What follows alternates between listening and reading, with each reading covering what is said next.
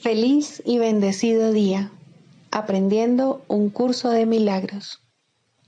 El secreto de la verdadera oración es olvidarte de las cosas que crees necesitar. Pedir algo específico es igual que ver el pecado primero y luego perdonarlo. Del mismo modo, al orar pasas por alto tus necesidades específicas, tal como las ves, y las dejas en manos de Dios. Ahí se convierten en los regalos que le haces, pues le dicen que no antepondrás otros dioses a Él, ni que quieres otro amor que el suyo. Este libro es un comienzo, no un final.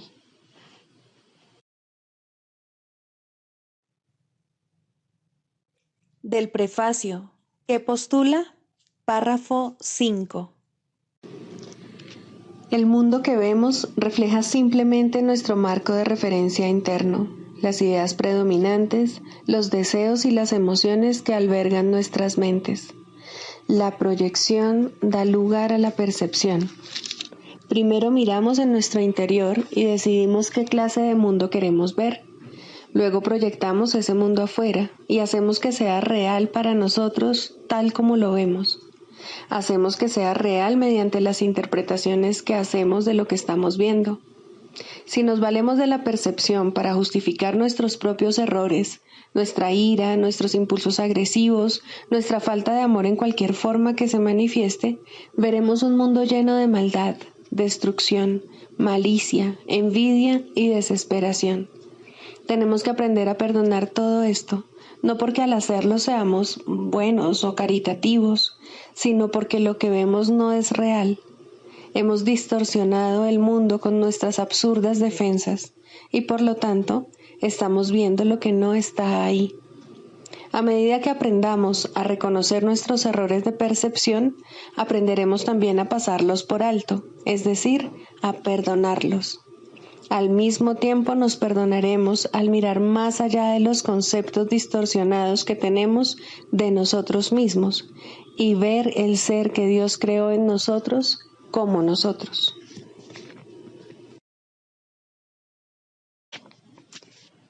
Introducción. Este es un curso de milagros. Es un curso obligatorio. Solo el momento en que decides tomarlo es voluntario. Tener libre albedrío no quiere decir que tú mismo puedas establecer el plan de estudios. Significa únicamente que puedes elegir lo que quieres aprender en cualquier momento dado. Este curso no pretende enseñar el significado del amor, pues eso está más allá de lo que se puede enseñar. Pretende, no obstante, despejar los obstáculos que impiden experimentar la presencia del amor, el cual es tu herencia natural. Lo opuesto al amor es el miedo, pero aquello que todo lo abarca no puede tener opuestos. Este curso puede, por lo tanto, resumirse muy simplemente de la siguiente manera. Nada real puede ser amenazado. Nada irreal existe. En esto radica la paz de Dios.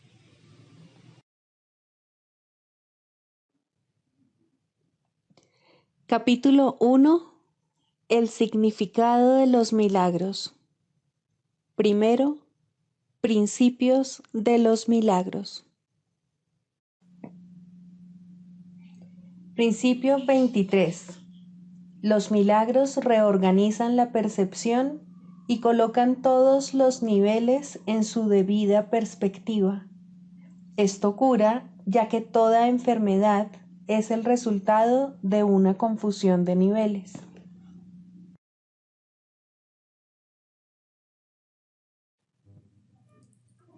Capítulo 3. La percepción inocente. 7. Crear en contraposición a fabricar una imagen propia. Todo sistema de pensamiento tiene que tener un punto de partida. Empieza ya sea creando o fabricando, diferencia esta a la que ya hemos hecho referencia. La semejanza entre ambas cosas reside en el poder que tienen como cimientos, su diferencia en lo que descansa sobre ellas. Ambas son piedras angulares de sistemas de creencias por las que uno rige su vida. Creer que un sistema de pensamiento basado en mentiras es débil es un error. Nada que un hijo de Dios haya hecho carece de poder. Es esencial que te des cuenta de esto, pues, de lo contrario, no podrás escapar de la prisión que tú mismo has construido. No puedes resolver el tema de la autoridad menospreciando el poder de tu mente. Hacer esto es engañarte a ti mismo y ello te hará daño porque realmente comprendes el poder de la mente. Comprendes también que no puedes debilitarla de la misma manera en que tampoco puedes debilitar a Dios. El diablo es un concepto aterrador porque parece ser sumamente poderoso y sumamente dinámico. Se le percibe como una fuerza que lucha contra Dios por la posesión de sus creaciones. El diablo engaña con mentiras y erige reinos en los que todo está en directa oposición a Dios. Sin embargo, atrae a los hombres en vez de repelerlos, y éstos están dispuestos a venderle sus almas a cambio de regalos sin ningún valor. Esto no tiene ningún sentido. Hemos hablado ya de la caída o separación, mas su significado tiene que comprenderse claramente. La separación es un sistema de pensamiento que, si bien es bastante real en el tiempo, en la eternidad no lo es en absoluto. Para el creyente todas sus creencias son ciertas. En el jardín simbólico se prohibió la fruta de un solo árbol, mas Dios no pudo haberla prohibido, o, de lo contrario, nadie la habría podido comer. Si Dios conoce a sus hijos, y yo te aseguro que los conoce, ¿cómo iba a ponerles en una situación en la que su propia destrucción fuese posible? Al árbol prohibido se le llamó el árbol del conocimiento. Sin embargo, Dios creó el conocimiento y se lo otorgó libremente a todas sus creaciones. Este simbolismo se ha interpretado de muchas maneras, pero puedes estar seguro de que cualquier interpretación que conciba a Dios o a sus creaciones como capaces de destruir su propio propósito es errónea. Comer de la fruta del árbol del conocimiento es una expresión que simboliza la usurpación de la capacidad de autocrearse. Solamente en este sentido no son Dios y sus creaciones co-creadores. La creencia de que lo son está implícita en el autoconcepto, o sea, la tendencia del ser a forjar una imagen de sí mismo. Las imágenes solo se pueden percibir, no conocer. El conocimiento no puede engañar, pero la percepción sí. Puedes percibirte como tu propio creador, pero lo que a lo sumo puedes hacer es creerlo. No puedes hacer que sea verdad. Y como te dije anteriormente, cuando por fin percibas correctamente, no podrás sino alegrarte de que así sea. Hasta entonces, empero, la creencia de que sí puedes es la piedra angular de tu sistema de pensamiento y utilizas todas tus defensas para atacar las ideas que podrían ponerla al descubierto. Todavía crees que eres una imagen que tú mismo fabricaste. Tu mente está en desacuerdo con el Espíritu Santo en este punto, y no hay posibilidad de resolver esto mientras te empeñes en creer lo que es literalmente inconcebible. Esa es la razón de que no puedas crear y de que tengas miedo de todo lo que fabricas. La mente puede hacer que la creencia en la separación sea muy real y aterradora, y esta creencia es lo que es el diablo. Es una idea poderosa, dinámica y destructiva que está en clara oposición a Dios, debido a que literalmente niega su paternidad. Examina tu vida y observa lo que el diablo ha hecho, pero date cuenta de que eso que ha hecho se desvanecerá completamente a la luz de la verdad, ya que su cimiento es una mentira. El hecho de que Dios te haya creado constituye el único cimiento que no puede ser debilitado, ya que la luz se encuentra en él. Tu punto de partida es la verdad y tienes que retornar a tu origen. Mucho se ha visto desde entonces, pero en realidad no ha ocurrido nada. Tu ser no ha dejado de estar en paz, a pesar de que tu mente esté en conflicto. Todavía no has retornado lo suficiente y de ahí que tengas tanto miedo. A medida que te acercas a tu origen, experimentas el miedo a la destrucción de tu sistema de pensamiento como si se tratase del miedo a la muerte, pero la muerte no existe. Lo que existe es la creencia en la muerte. La rama que no da fruto será cortada y se secará. Alégrate de que sea así. La luz brillará desde la verdadera fuente de la vida y tu forma de pensar quedará corregida.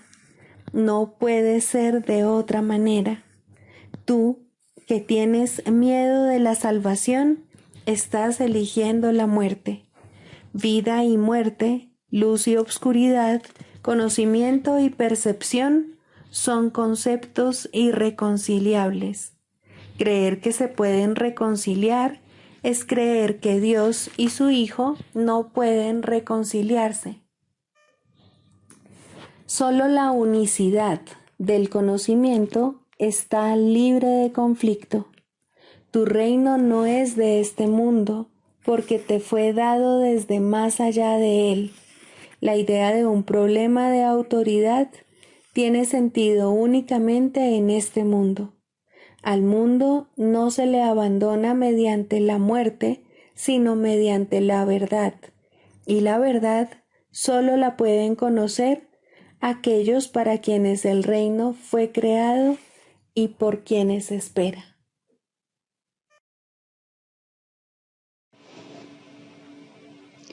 Libro de ejercicios, lección 96. La salvación procede de mi único ser. Aunque eres un solo ser, te percibes a ti mismo como si fueses dos, bueno y malo, lleno de amor y lleno de odio, mente y cuerpo. Esta sensación de estar dividido en dos estados opuestos da lugar a un constante y agudo conflicto y conduce a desesperados intentos de reconciliar los aspectos contradictorios de esa autopercepción. Has buscado muchas de estas soluciones reconciliatorias, pero ninguna de ellas te ha dado resultado. Los opuestos que perciben en ti jamás serán compatibles. Tan solo uno de ellos existe. Si has de salvarte, tienes que aceptar el hecho de que, por mucho que lo intentes, la verdad y lo ilusorio no pueden reconciliarse, independientemente de los medios que utilices o de dónde percibas el problema. Hasta que no aceptes esto, irás en pos de un sinnúmero de metas irrealizables. Desperdiciarás el tiempo. Tus esfuerzos serán en vano. Fluctuarás entre la esperanza y la duda, y cada intento será tan fútil como el anterior y tan inútil como sin duda alguna habrá de ser el siguiente. Los problemas que no tienen sentido no se pueden resolver dentro del marco en que se han planteado. Dos seres en conflicto suponen una condición que no se puede resolver, y no puede haber tampoco un punto de encuentro entre el bien y el mal. El ser que tú fabricaste jamás podrá ser tu ser, ni tampoco puede tu ser dividirse en dos y seguir siendo lo que es, y lo que no puede sino ser eternamente. Una mente y un cuerpo no pueden ambos coexistir. No trates de reconciliarlos, pues cada uno de ellos niega que el otro sea real. Si eres lo físico, tu mente desaparece del concepto que tienes de ti mismo, pues no tiene un lugar en el que realmente pueda ser parte de ti. Si eres espíritu, el cuerpo es entonces el que no tiene ningún sentido en tu realidad. La mente es el medio del que el espíritu se vale para expresarse a sí mismo. La mente que sirve al espíritu está en paz y llena de gozo. Deriva su poder del espíritu y desempeña gustosamente su función aquí. La mente puede, por otro lado, verse también a sí misma como divorciada del espíritu y percibirse como dentro de un cuerpo al que confunde consigo misma. Sin su función, pues, no tiene paz, y la felicidad se vuelve algo ajeno a su pensamiento. Mas una mente separada del espíritu no puede pensar. Ha negado la fuente de su fortaleza y se considera a sí misma desvalida, limitada y débil. Desasociada ahora de su función, cree estar sola y separada. Ataca por ejércitos que se organizan contra ella. Cree asimismo estar oculta en la frágil estructura del cuerpo. Ahora tiene que reconciliar lo que es diferente con lo que es lo mismo, pues para eso es para lo que piensa que es. No pierdas más tiempo en esto. ¿Quién puede resolver los insensatos conflictos que los sueños presentan? ¿Qué significado podría tener en verdad su resolución? ¿Qué objeto tendría? ¿De qué serviría? La salvación no puede hacer que las ilusiones sean reales, ni tampoco resolver un problema que no existe. Tal vez albergas la esperanza de que puede, mas ¿querrías que el plan de Dios para la liberación de su amado Hijo le causase dolor a éste y además no lo liberase? Tu ser aún conserva los pensamientos de Dios, los cuales permanecen dentro de tu mente y en la mente de Dios. El Espíritu Santo conserva la salvación en tu mente y le ofrece el camino de la paz. La salvación es un pensamiento que compartes con Dios, porque su voz lo aceptó por ti y respondió en tu nombre que se había consumado.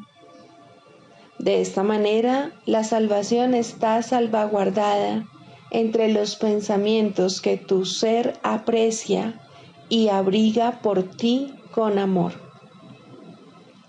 Hoy intentaremos localizar este pensamiento cuya presencia en tu mente está garantizada por aquel que te habla desde tu único ser.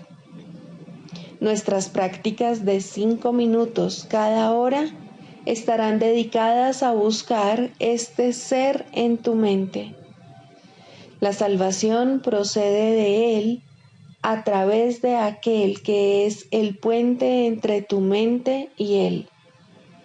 Espera pacientemente y deja que Él te hable acerca de tu ser y de lo que tu mente puede hacer una vez que haya sido restituida a éste y se encuentre libre para servir su voluntad.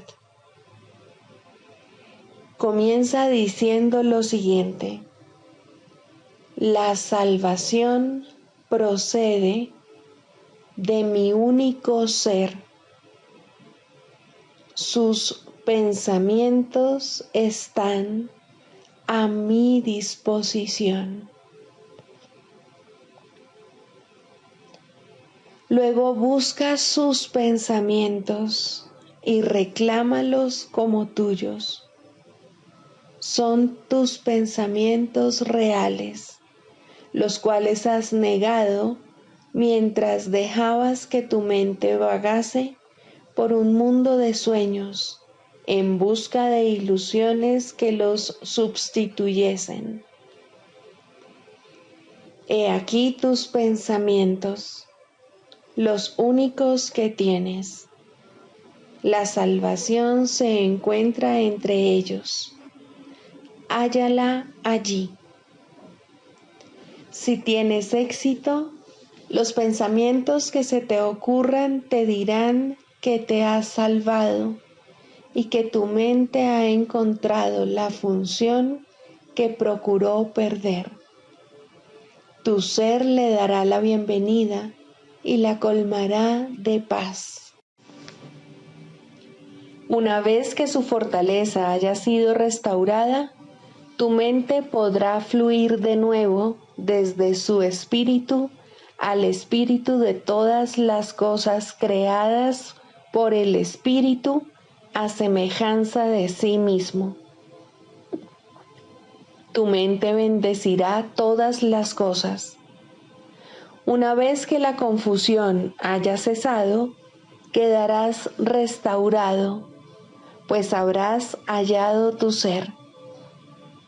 Tu ser sabe que hoy no puedes fracasar. Tal vez tu mente siga dudándolo por un rato, pero no te dejes desanimar por ello. Tu ser conservará para ti la dicha que experimenta y gozarás de ella con plena conciencia. Cada vez que dedicas 5 minutos de cada hora a buscar a aquel que une a tu mente con tu ser, le ofreces un tesoro adicional para que lo salvaguarde para ti.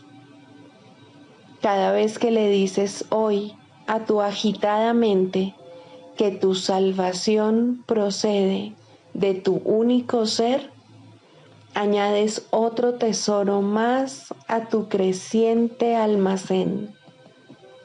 Y este se le da en su totalidad a todo aquel que lo pida y acepte el regalo. Piensa, pues, cuánto se te está dando este día para que lo des, de manera que se te pueda dar a ti.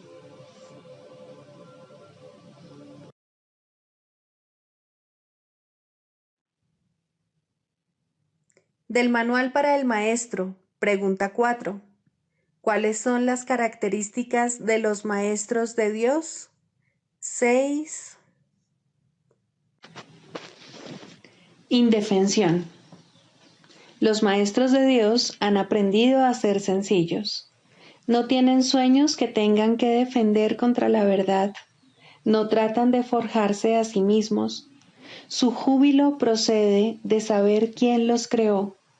¿Y es acaso necesario defender lo que Dios creó? Nadie puede convertirse en un maestro de Dios avanzado hasta que no comprenda plenamente que las defensas no son más que absurdos guardianes de ilusiones descabelladas. Cuanto más grotesco es el sueño, más formidables y poderosas parecen ser sus defensas. Sin embargo, el Maestro de Dios acepta finalmente mirar más allá de ellas. Se da cuenta de que allí no había nada. Lentamente, al principio, permite que se le desengañe, pero a medida que su confianza aumenta, aprende más rápido. Cuando se abandonan las defensas, no se experimenta peligro. Lo que se experimenta es seguridad. Lo que se experimenta es paz. Lo que se experimenta es dicha. Y lo que se experimenta es Dios.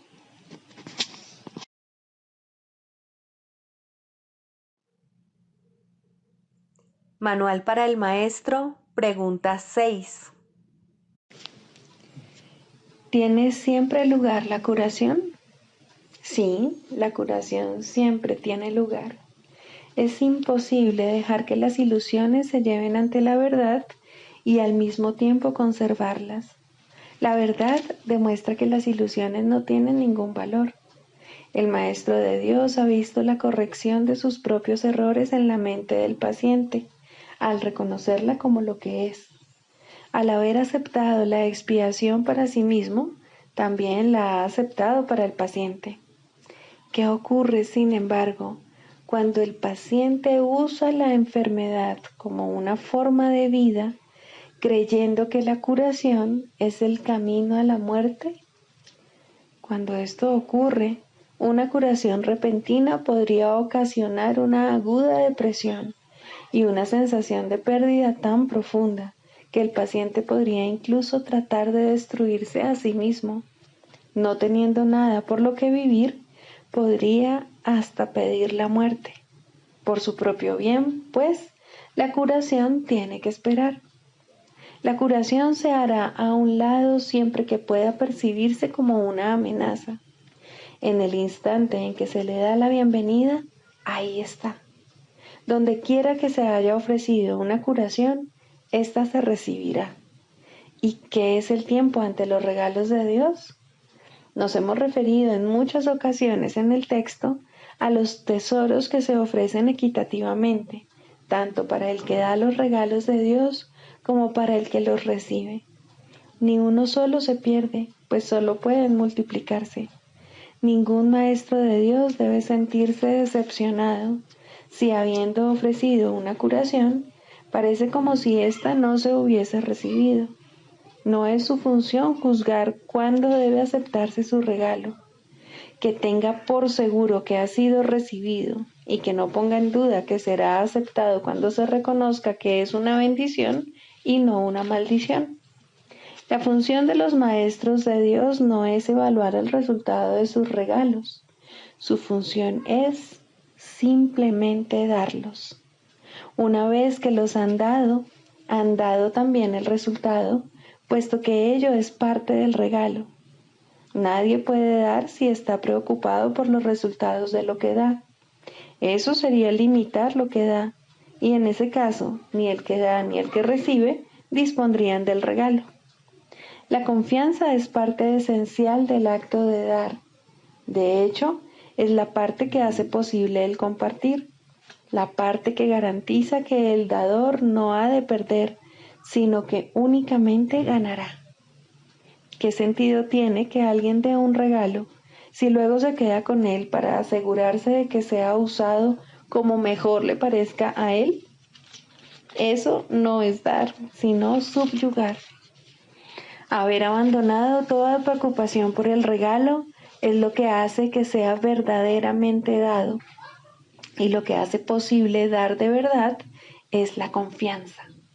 La curación es el cambio de mentalidad que el Espíritu Santo procura que tenga lugar en la mente del paciente, y es el Espíritu Santo en la mente del donante quien le da el regalo a él.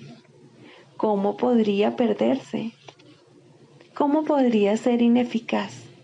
¿Cómo podría haber sido en vano? Las arcas de Dios jamás están vacías, y si les faltase un solo regalo, no estarían llenas.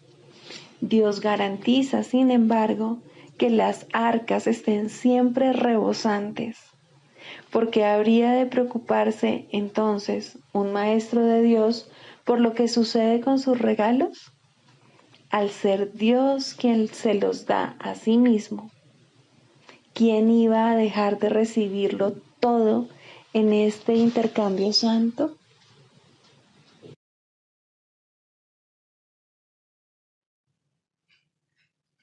Clarificación de términos. El perdón, la faz de Cristo. El perdón es el medio que nos lleva a Dios y que nos permite alcanzarle, mas es algo ajeno a Él. Es imposible concebir que algo creado por Él pueda necesitar perdón.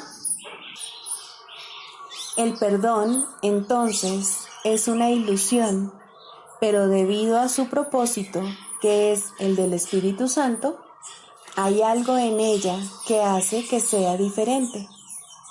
A diferencia de las demás ilusiones, nos aleja del error en vez de acercarnos a él. Al perdón podría considerársele una clase de ficción feliz, una manera en la que los que no saben pueden salvar la brecha entre su percepción y la verdad. No pueden pasar directamente de la percepción al conocimiento, porque no creen que esa sea su voluntad. Esto hace que Dios parezca ser un enemigo en lugar de lo que realmente es, y es precisamente esta percepción de mente la que hace que no estén dispuestos a simplemente ascender y retornar a Él en paz. Y de este modo necesitan una ilusión de ayuda, porque se encuentran desvalidos, un pensamiento de paz porque están en conflicto. Dios sabe lo que su Hijo necesita antes de que Él se lo pida. Dios no se ocupa en absoluto de la forma, pero al haber otorgado el contenido, su voluntad es que se comprenda, y eso basta. Las formas se adaptan a las necesidades, pero el contenido es inmutable, tan eterno como su creador. Antes de que el recuerdo de Dios pueda retornar, es necesario ver la faz de Cristo. La razón es obvia. Para ver la faz de Cristo se requiere percepción. El conocimiento no es algo que se pueda ver, pero la faz de Cristo es el gran símbolo del perdón, es la salvación, es el símbolo del mundo real. El que la ve deja de ver el mundo. Está tan cerca ya del umbral del cielo como es posible estar mientras aún esté afuera. Mas desde ahí, un paso más basta para entrar. Es el paso final, y ese se lo dejamos a Dios. El perdón es un símbolo también, pero en cuanto que símbolo exclusivo de la voluntad del Padre, no puede ser dividido. Y así, la unidad que refleja se convierte en su voluntad. Eso es lo único que aún está en el mundo en parte y que, al mismo tiempo, es el puente que conduce al cielo. La voluntad de Dios es lo único que existe. Lo único que podemos hacer es pasar de la nada al todo, del infierno al cielo. ¿Es esto una jornada?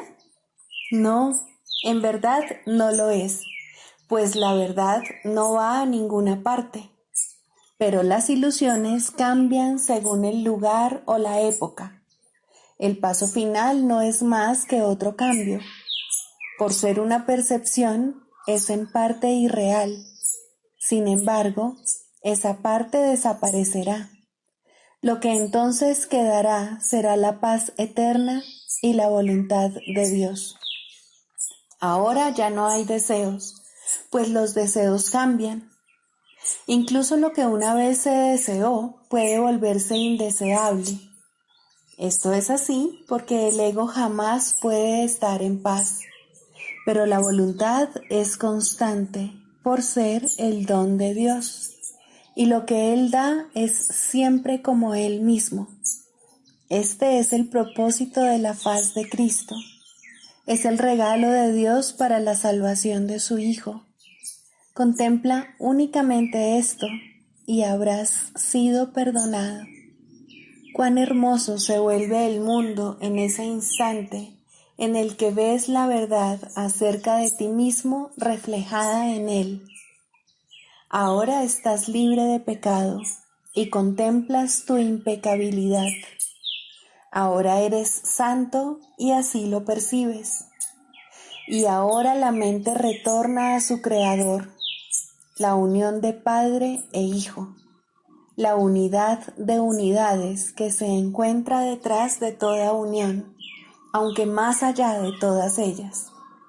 No se ve a Dios, sino que únicamente se le comprende. No se ataca a su Hijo, sino que se le reconoce.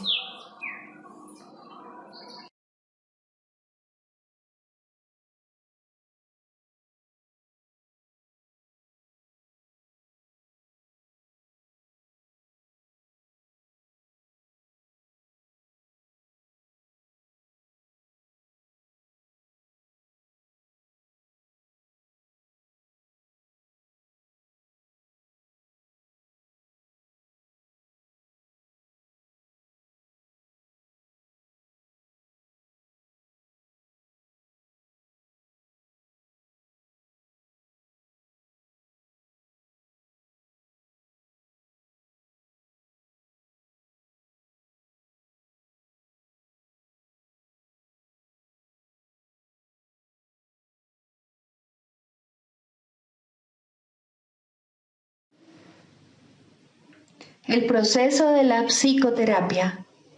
1. Los límites de la psicoterapia. El resultado ideal, no obstante, rara vez se alcanza. La terapia comienza con el descubrimiento de que la curación tan solo puede tener lugar en la mente, y los que ya creen esto se unen en psicoterapia. Puede que no lleguen mucho más lejos, pues nadie aprende más de lo que está dispuesto a aprender. Sin embargo, los niveles de disposición cambian, y cuando el terapeuta o el paciente han alcanzado el siguiente nivel, se les ofrece una relación que se ajusta a su nueva necesidad.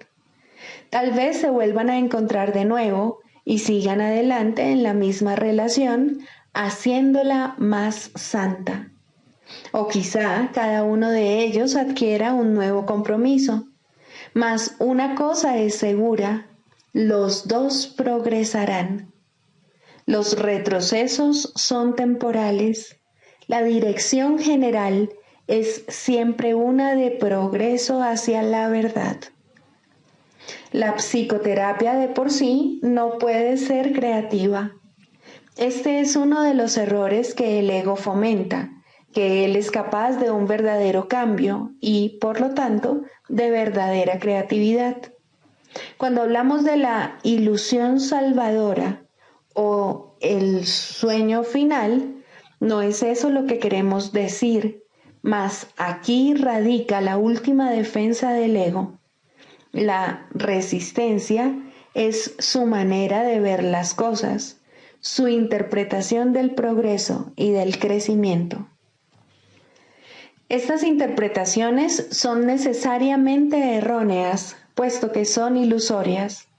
Los cambios que el ego busca hacer no son realmente cambios, son solo sombras más profundas o tal vez diferentes patrones de nubosidad. Mas lo que está hecho de nada no puede calificarse como nuevo o diferente. Las ilusiones son ilusiones, la verdad, verdad. La resistencia, como se define aquí, puede ser un rasgo típico tanto en el terapeuta como en el paciente. En cualquier caso, limita la psicoterapia porque restringe sus miras. El Espíritu Santo no puede luchar contra las intrusiones del ego en el proceso terapéutico, pero Él esperará y su paciencia es infinita. Su meta es por siempre completamente indivisa. Sean cuales fueren las resoluciones a las que arriben paciente y terapeuta con respecto a sus propias metas divergentes, no podrán reconciliarse completamente cual uno solo hasta que no se unan a la meta del Espíritu Santo. Solo entonces acaba todo conflicto, pues solo entonces puede haber certeza. De manera ideal, la psicoterapia consiste en una serie de encuentros santos en los que los dos hermanos se encuentran para bendecirse y recibir la paz de Dios.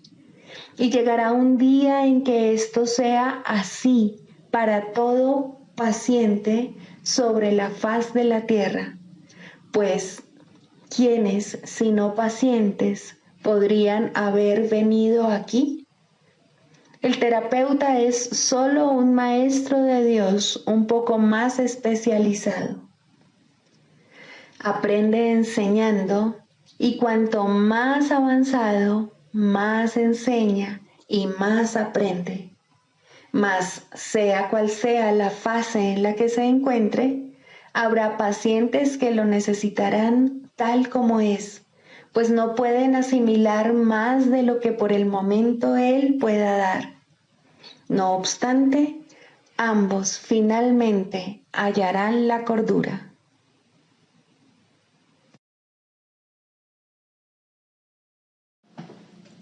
El canto de la oración. Cuarto, orar con otros.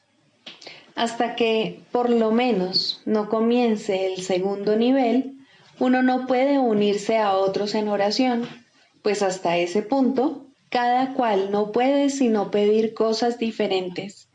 Mas, una vez que se ha cuestionado la necesidad de considerar a otro como un enemigo, y la razón para hacerlo se ha reconocido, aunque sea por un instante, resulta posible unirse a otros en oración. Los enemigos no comparten una misma meta. En esto se basa su enemistad. Sus deseos particulares son sus arsenales, sus fortalezas de odio. La clave para alcanzar un nivel aún más alto de oración radica en este sencillo pensamiento, en este cambio de mentalidad. Tú y yo caminamos juntos. Ahora es posible ser de ayuda en la oración y de esta manera tú mismo podrás subir un peldaño más. Con este paso se inicia el ascenso más rápido, pero todavía quedan muchas lecciones por aprender. El camino está libre y despejado y hay motivos para sentirse esperanzado. Aún así, es posible que al comienzo lo que piden, incluso aquellos que se unen en oración, no sea la meta a la que la oración debería realmente aspirar. Incluso pueden pedir cosas juntos y así dar lugar a la ilusión de que comparten una misma meta. Pueden pedir juntos cosas específicas sin darse cuenta de que están pidiendo efectos sin causas, y esto no se les puede dar, pues nadie puede recibir tan solo efectos implorándolos a una causa de la que no provienen. De modo que incluso unirse a otros no es suficiente si los que oran juntos no preguntan, ante todo, ¿cuál es la voluntad de Dios? Solo de esta causa puede proceder la respuesta en la que todo lo específico se satisface y todos los deseos particulares se unifican. Orar por cosas específicas es pedir que de alguna manera el pasado se repita. Lo que antes se disfrutó o pareció disfrutarse, y lo que era de otro y él parecía amar, no son sino ilusiones del pasado. El objetivo de la oración es liberar el presente de su encadenamiento a las ilusiones del pasado y que la deje ser un remedio que se escoge libremente para corregir cada elección errónea que se haya tomado. Lo que la oración puede ofrecer ahora excede en tal medida todo cuanto antes pedías, que sería una lástima que te contentases con menos. Cada vez que oras, estás eligiendo tener nueva oportunidad. La sofocarías y encarcelarías en viejas prisiones cuando ha llegado la oportunidad de liberarte de todas ellas a la vez. No restrinjas tu pedir. La oración puede traer la paz de Dios. ¿Qué cosa ligada al tiempo podría darte más que esto durante el breve lapso que perdura antes de desmoronarse en polvo?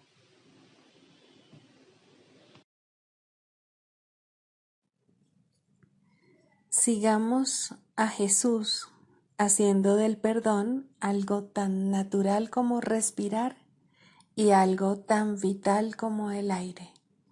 Amén.